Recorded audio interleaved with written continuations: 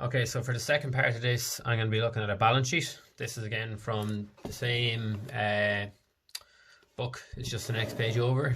You would have got this in your handout. So your statement of financial position, a balance sheet. The one we're going to do, we'll do E down here.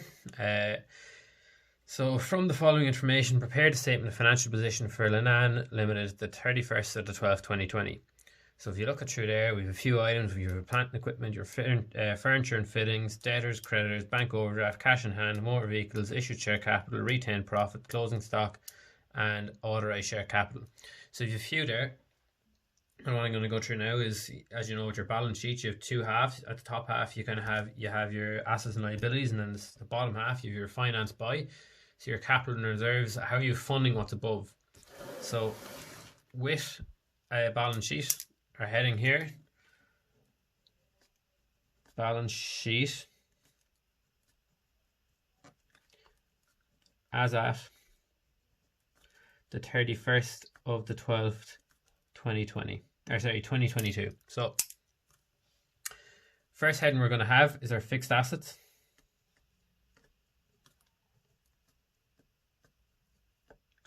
We've three fixed assets in this question.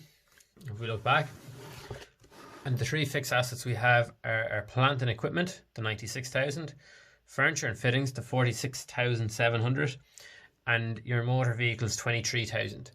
Your fixed assets are items that you're going to have for more than 3 years or more than 5 years, and they're going to be in the business. You own them. So with this, so the first one we have is our plant and equipment. Or sorry, plant and equipment.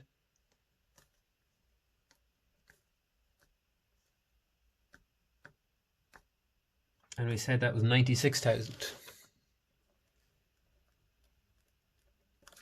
The next one we have is our furniture and fittings.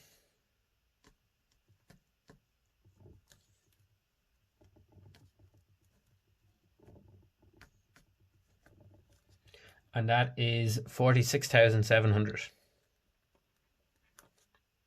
And then underneath, the third one we have is our motor vehicles.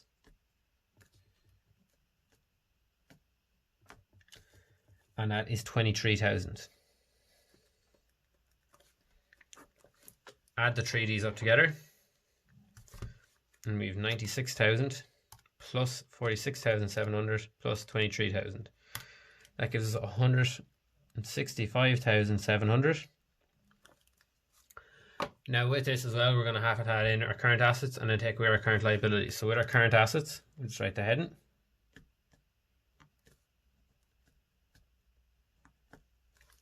These are items that either money we owe, are owed, or money that we have, our expenses we prepaid that are going to occur within the next year. So if we look at our question here again, debtors, they're people who owe us money. They're going to pay us back within the next year, so that's going to be a current asset. Cash on hand, 1,500, that's a current asset. And our closing stock. So if we're a car dealership and we have stock left over at the end of the year and we're looking to sell that on, that closing stock, 6,900, we can sell that after. So that's going to be a current asset for us. So we have three current assets. So the first one we said was debtors. And that is 16,780. Then underneath, the next one we have is our cash on hand.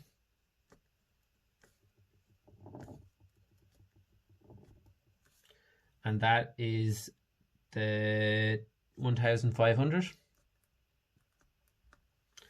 And the last one we said we had was our closing stock.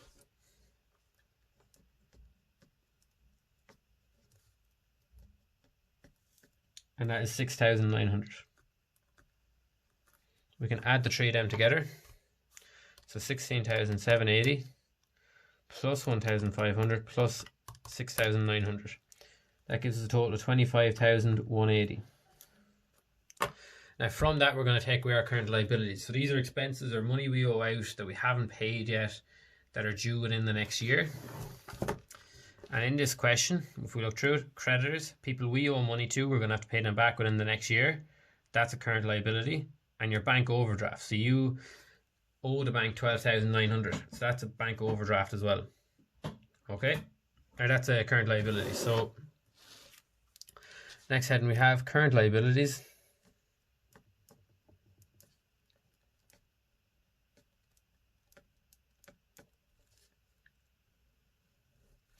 We have our creditors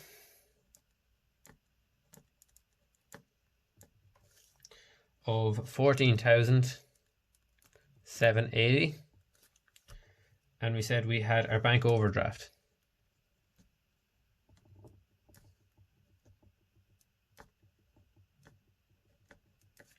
of 12,900. Add the two of them together, 14,780 plus 12,900 gives us 27,680.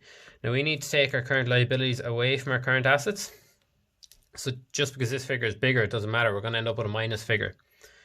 So minus 25,180. We're going to end up with minus 2,500. And we take that away from our fixed assets up the top here. That'll give us our total assets for the year. So 165,700 minus 2,500 gives us 163,200. Now we need to balance this off by having this figure here the same as the figure we get down here at the end. And if we get that, we know we've made a good attempt at this balance sheet and probably got it right. So the next half we have is our finance by.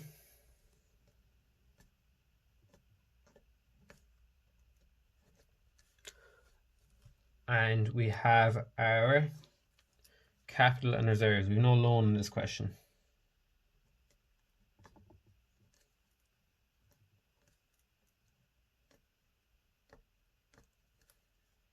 Capital and reserves. We have here. So the first ones we have our issued share capital and authorized share capital. So obviously we have this on the market. You can buy shares in this company. We've authorized to sell 180,000 and we've issued 150,000 so far in shares. That is financing this company. So people are investing their money into the company, hoping that the share price will increase and they'll be able to sell their shares for a profit, or eventually they'll earn a dividend on their share that'll repay them what they've invested into the business. So we have over here, authorized and issued. And we have ordinary shares.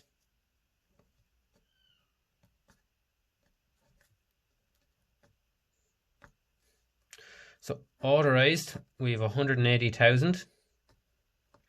And issued, we have 150,000. Now we haven't received that 180. That's just what the amount we've authorized to sell. We've received 150. So that's the figure we're going to be using. And then underneath, we have, if you see here, our retained profits. So that's profits the business has made that we haven't paid out to our shareholders yet. We don't want to pay out all our profits because we're not going to be able to expand the business if we do that. So we have here retained profits.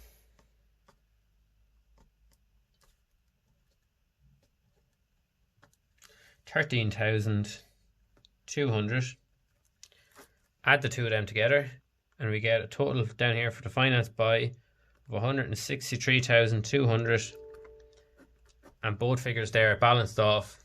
We've got our balance sheet right.